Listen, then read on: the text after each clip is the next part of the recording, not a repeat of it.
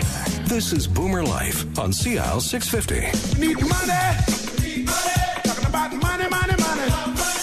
We need some money. Welcome to Boomer Life on CL 650. I'm Joanne Sutton. Yes, we are talking about your money today. Jim Doyle is in the studio with us at Boomer Life, Senior Financial Consultant with Investors Group Financial Services. So far, we've been having a great discussion, and the show has been a real eye-opener, highlighting the value of working with an experienced financial planner. An aging Canada is starting to see how the growing role of advisors is helping to translate right down to the bottom line. So, Jim, you mentioned just moments ago that for Canadians not working with an advisor, their savings rate was around 6.7%. And for those actually working with an advisor, their savings rate was about 10.75%. So I have to ask, are we seeing a significant difference here between 6.7 and 10.7? Well, Joanne, I have a couple of ways of looking at this. For the purposes of this discussion, let's use the average family income of around $76,000. Now, this figure can be difficult to use because it's different for different families living in different parts of the country. Of course, it's a very good point. So that will definitely influence available savings and target rates. Now, Joanne, I'm going to throw a number of numbers at you for a little while here, so hopefully you'll stay patient with Okay, this one. I'll follow the bouncing ball. Thank you. Say someone is saving 6.7% of their family income, and they put away about $5,100 a year, while someone whose savings rate is 10.75 might be putting away about $8,200 a year. That's a difference of just under $3,100 a year. So assuming, say, a 7% return over 25 years, that's about $195,000. Okay, if they're putting away the $3,100 into their RSP, on average, they would further reduce their taxes by another $1,200 a year. Okay, Jim. So what would happen if they also invested their $1,200 annual tax savings back into their RSP? So if they received an annual tax refund of $1,200 for the next 25 years, and it's also invested at that same hypothetical 7%, they'd have an extra almost $76,000. Wow, those numbers are really starting to add up. I actually like where this is going. So the key here is to invest, and the earlier, the better. Jim, do you have any idea what the average RSP contributions were last year? Yeah, I think it's around $3,700. So this is great if you can still contribute to your RSPs, but what about for some of our listeners who are already retired? What do they do? Joanna, I'm really happy that you mentioned retirees. And I have two messages here. Just because you're retired doesn't mean you should stop saving. You never know what your future needs might be. Additionally, if you're planning on spending everything that you make, I think it's only a question of time till your outflow exceeds your inflow. Oh, I get it. You need to have a positive net cash flow throughout your entire retirement. Getting back to retirees' savings, how might working with an advisor benefit them?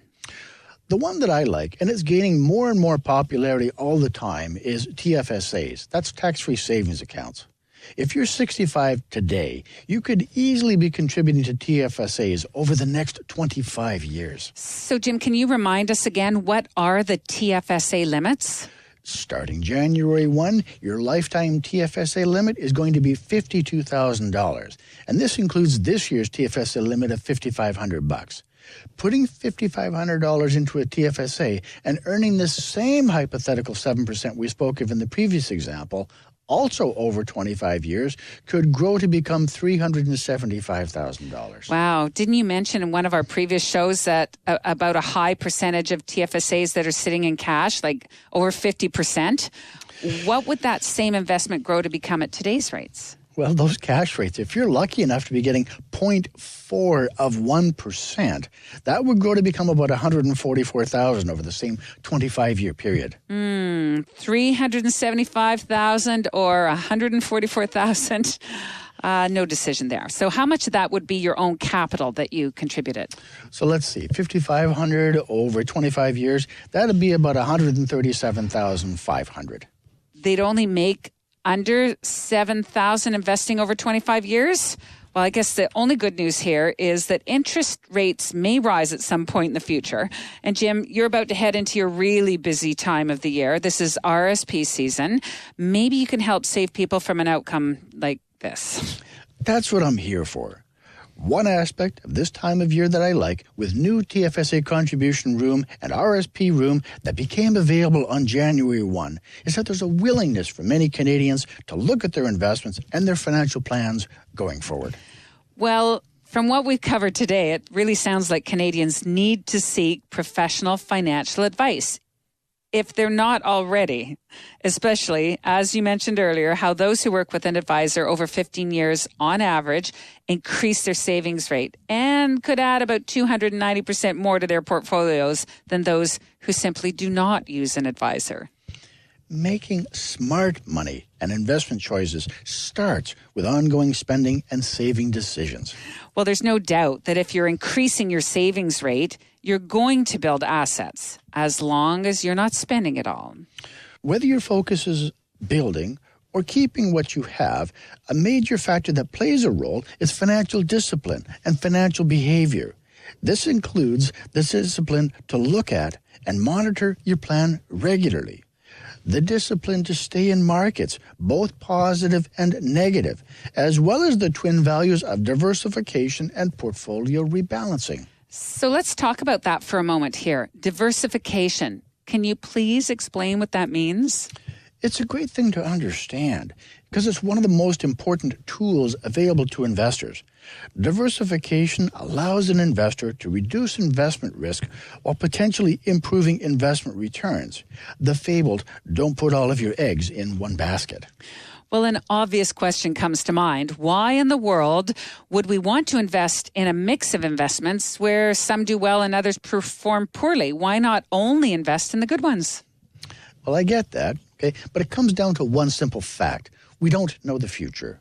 Future performance of stocks and other investments relies heavily on future investments that no one has any reliable way of predicting. That is why we must diversify.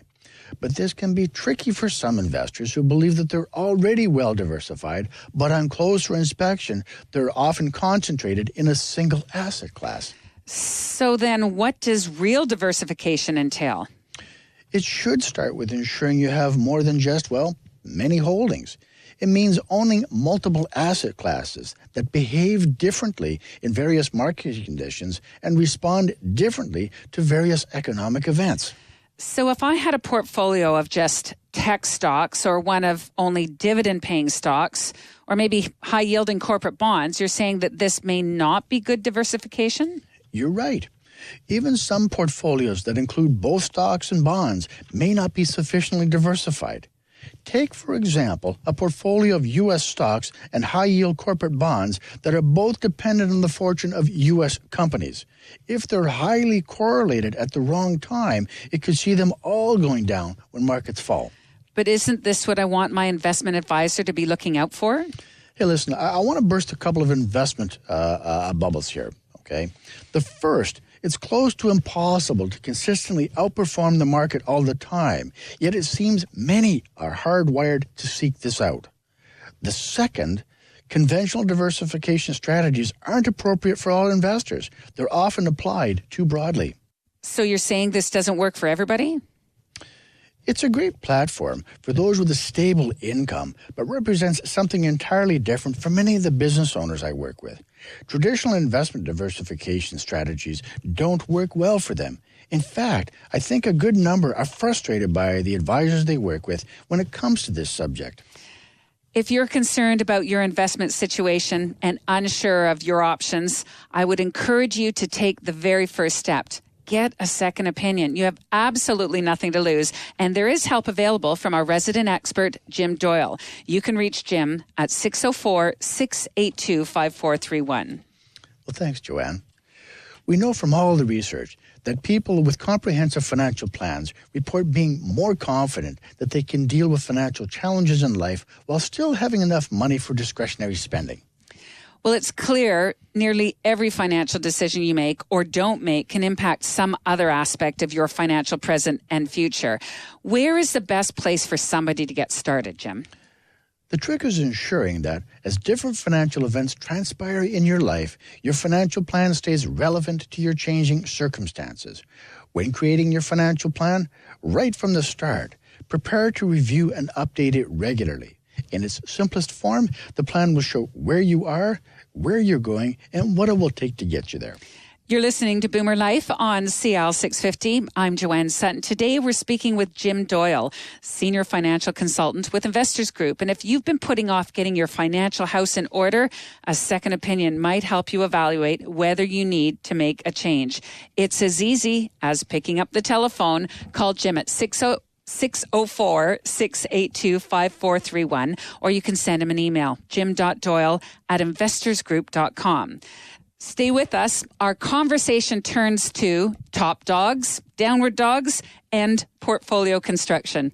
That's next on Boomer Life on CL 650. Celebrating the baby boomer lifestyle. This is Boomer Life on CL 650.